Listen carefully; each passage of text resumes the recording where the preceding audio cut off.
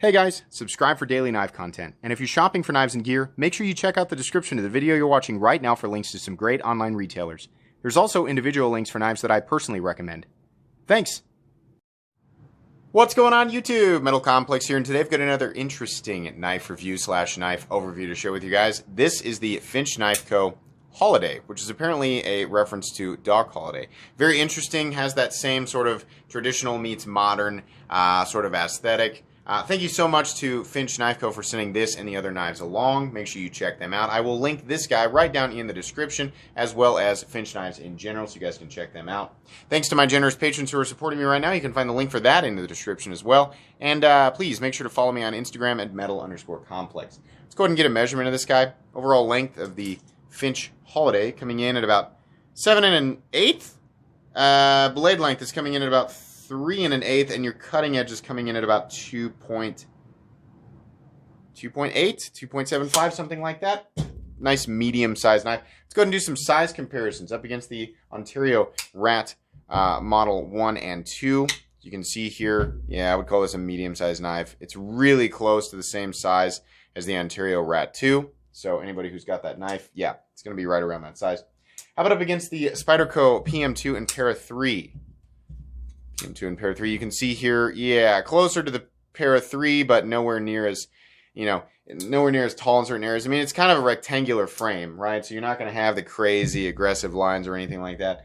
How about up against the Benchmade Griptilian, or in this case, the Ritter Hogue, and its little brother, the Benchmade Mini Griptilian. Much more comparable to the Mini Griptilian, but it is just a little bit longer. Let's go ahead and do a hardware check here. Get out my tools as per usual. My tools are very inexpensive and very recommendable. You can find them right down in the description. I'm 99% sure that's going to be a T8 on the pivots.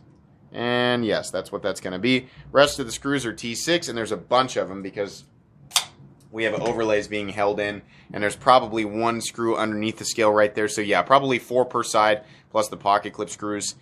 So not a big deal. Just make sure you've got a place to keep all the screws, and be very careful when you're pulling the hardware out, because T6 definitely strips a little bit easier than your T8 or larger heads. Let's go ahead and do carry profile. So thickness up against the Spyderco Para 3. You can see here, much like the 1929, it is sort of inexplicably thicker than the Para 3. It's not that much, right? But I think there's a little bit of unnecessary thickness in some of these knives. But it also kind of adds an interesting charm to it as well.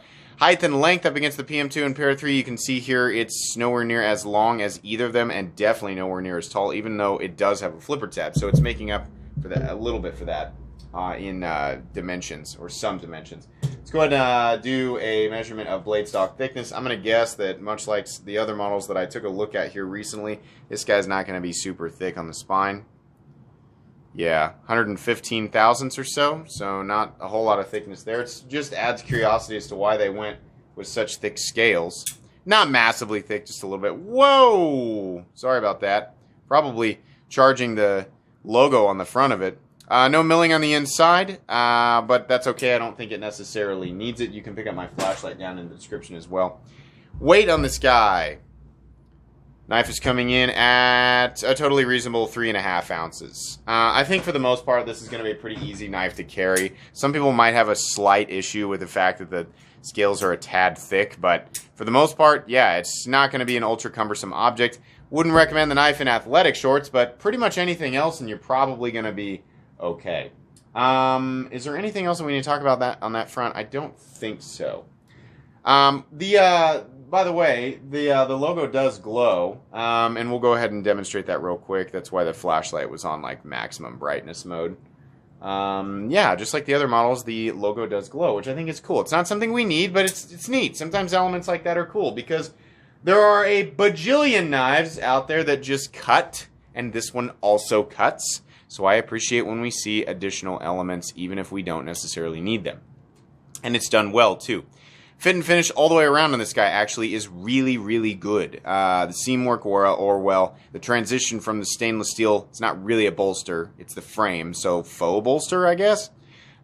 Transition from the stainless steel to the smooth G10 is fantastic. The logo is laid in pretty much perfectly in the G10, and it looks nice.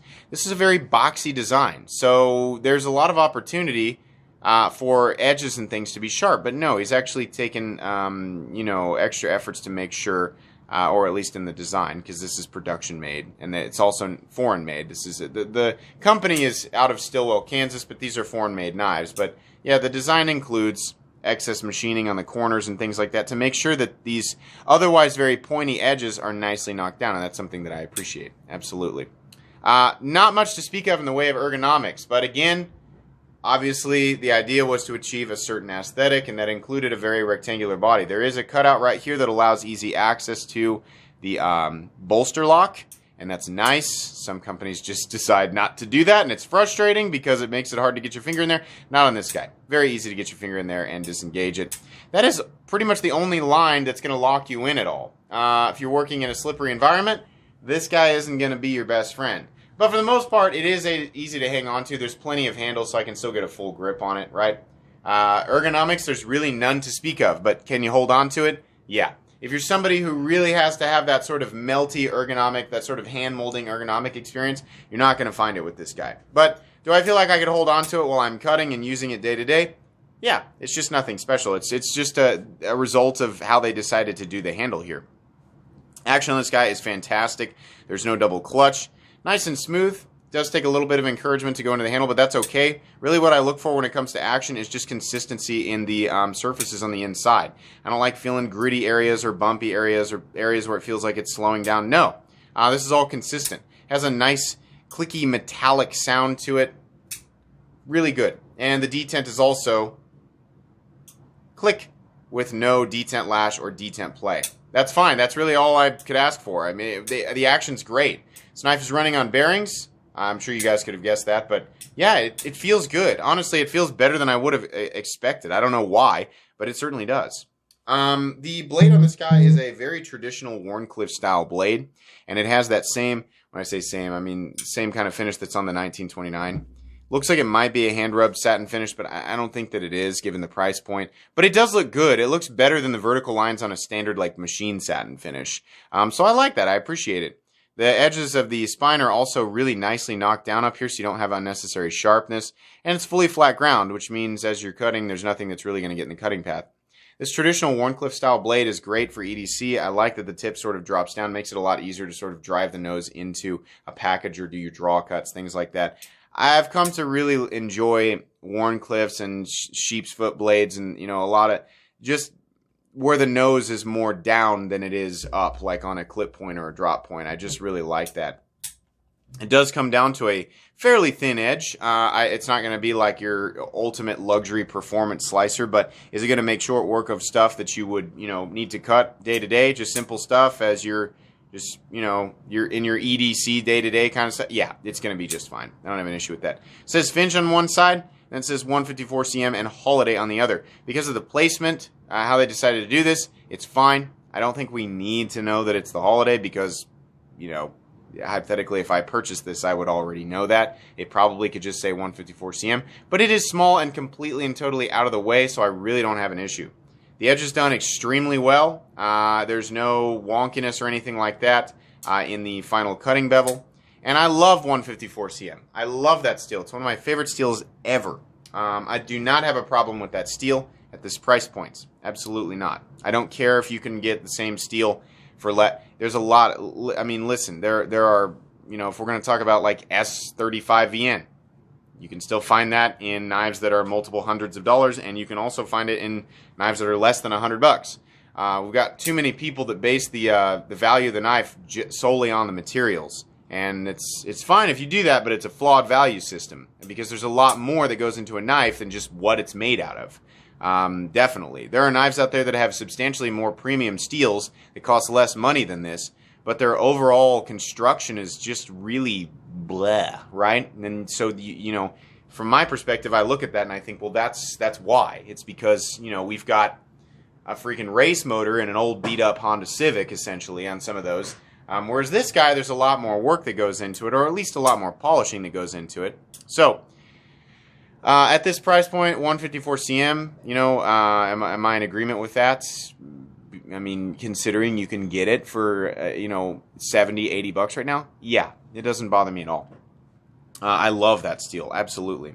We've got a couple of standoffs back here, which I think looks nice. I don't have an issue with that at all. And then the pocket clip, honestly, is pretty nice. It carries fairly deep, and honestly, I think it does go with the design. Sometimes there's an issue with the pocket clip just looking like it was slapped on.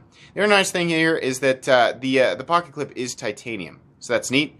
Titanium being a little bit more forgiving than steel. And it'll, can help some people feel a little bit better about what you're going to pay for this guy, which honestly isn't that bad in the first place. It does not have a swoop, but it also does not have a bill, which I find obnoxious. And there is a ramp or continuous rise, which means it's going to rise to meet the whatever pocket thickness you're working with. The rest of this side looks really good. Pretty much the same as the front, except it's got the lock. I appreciate the lock on this being a bolster lock. Doesn't matter where you put your hands for the most part, as long as it's not up here. If this were an exposed frame lock, this whole area right here would just be a be a zone you'd have to like constantly be aware of, right? But I can put my fingers right here if I want to and go ahead and flip it. It doesn't matter because I'm not putting pressure on the lock bar. So I like bolster locks, or at least faux bolster lock, whatever you want to call this. I like the lock style like this. Excuse me, I bumped the camera again. We do have shouldering back here on the blade tang. Wraps nicely around the stop pin, and then there's a second stop pin for the closed position. It's fine. No blade play on this guy, up, down, left to right. Absolutely solid. Absolutely. The knife is perfectly centered, and lockup is coming in at 35% or so. That's fine. So, little things that I can complain about. It's boxy, and there's not much in the way of ergonomics, but again, certain aesthetic was, they were trying to achieve a certain aesthetic. So it's understandable. I'm glad that they took the time to knock all the corners down, things like that. I think people who find this type of thing super appealing, the sort of boxy look, are really going to enjoy that because it really is nice. I mean, there's a lot of polishing and things like that going on. It really does look nice. Other than that, it's a little bit thick. I don't think it needs to be so thick. I think we could probably reduce this. On a knife like this, honestly, I'd like to see it be thinner than the Para 3. Like the Cimarron is actually, this is another Finch knife code. The Cimarron is actually thinner than Para 3. I think we could probably do that. I think that would make a lot more sense if this was about the same thickness as the Cimarron. I'm not sure why it's so thick, but it's not aggressively thick. This is still an easy object to carry. It just kind of seems unnecessarily thick in that department. Other than that, what can I complain about? Not really a whole lot. There's a lot of T6 screws. You're going to have to be careful when you're taking this thing apart, but no, there's not really much to complain about here. So what's the price on this guy? This guy comes in at about $130. This territory in the knife world is pretty bland. Like around the $100 mark, there's not a lot going on that's like really spectacular. I think the fact that these are using pretty good materials, like I said, you've got, it's stainless steel, but it's nice. The stainless steel on this guy is nice. The G10 is nice. It's polished. We have a little glow crest that's been laid into the G10. You have a titanium pocket clip, and you have 154 cm steel. I don't think that's bad at all. It's a little bit, it's kind of like both the Cimarron and the 1929. I kind of honestly have the same thought. It probably could be about 20 bucks less, and I'd like it a lot more. But anything could be $20 less, and we'd like it a lot more, right? So can I put my finger on exactly why I'm saying that? Not really. I think people who like this aesthetic, right? If you look at this and you think, I like how that looks, the little tiny nitpicks that I went over, I think you'll be able to overlook them. I think you'll enjoy this knife, and it certainly will be a functional, reliable EDC tool. These are made well. They are absolutely made well, and all the little, boxes that need to be checked as far as fit and finish, right? It's all there. Not worried about lockup, not worried about centering, anything like that. It's a good-looking knife. You just really have to appreciate the unique aesthetic, And that's the other thing. Finch Knife Co. is doing something that nobody else is doing for their aesthetic right now. These are unmistakable to me. I look at a knife from their line, and I think that's definitely, I'd be able to pick that out of a bunch. Nobody else has the same aesthetic. So whether you love it or you hate it, I think we should all appreciate the fact that, there are companies like Finch Knife Co. out there just trying to do something a little bit different aesthetically, because we have way too much of the same stuff, guys. Way too much of the same stuff. If I see another generic titanium frame lock on bearings using S35VN or M390, I think I might just collapse. There's just way too many of those, right? I appreciate these other companies doing different things. It's nice, it's refreshing, right? No matter what price point they're coming in at. Can I recommend this knife? Yeah. I think people will be happy with it. It's made well. It's making an excellent day-to-day EDC knife. And it's kind of a conversation piece, honestly. It's different, it's unique, but it's functional, right? It's not like they went so much into the whole unique realm that you ended up with a non-functional item. No, it's very, very functional. So, yeah, I can recommend this. I'll include it on my recommended knives playlist. I'm going to add this in real quick. I love the color of micarta on this guy, and I also love the blade. It's a little small for me. Kind of like the boxy handle on this guy. I kind of think it's cool. It's kind of charming. I'd love to see this material on this guy, which might already exist. But more importantly, I'd like to see this blade on this knife. I'd like it basically a larger version of this that has the squared off handle of the, so basically the blade of the 1929 and the handle of the Holliday together. And so you'd have a much larger fat clip point blade. That would be super cool. Now, it's going to be a bit awkward. You can imagine that rise there. We're going to get that more emphasized or more exaggerated way with this guy. But, oh yeah, that would look very sharp. That would be very, very cool. I don't know if that actually works.